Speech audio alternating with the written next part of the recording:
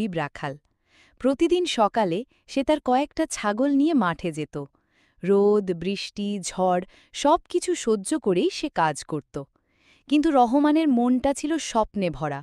সে চাইত একদিন বড় ব্যবসায়ী হবে, নিজের প্রচুর গরু ছাগল থাকবে। একদিন মাঠে রাখাল ছাগল চড়াচ্ছিল, হঠাৎ রাস্তার পাশে এক ব্যাগ দেখতে পেল। ব্যাগ খুলে দেখে ভেতরে অনেক টাকা।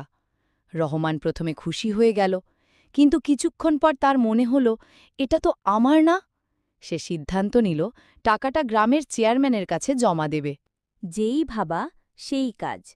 রহমান তৎক্ষণে গ্রামের চেয়ারম্যানের বাড়িদিকে রওনা দিল। চেয়ারম্যান সাব, আমি রাস্তার পাশে এই ব্যাগটি কুড়িয়ে পেয়েছি। তুই এত সৎ? আজকাল এরকম মানুষ পাওয়া যায় না। ব্যাগটি জমা দিয়ে বাড়ির দিক রওনা দিল। কয়েকদিন পর খবর এলো ব্যাগটা এক বড় ব্যবসায়ীর ছিল। ব্যবসায়ী রহমানকে পুরস্কার দিল অনেক টাকা দিয়ে।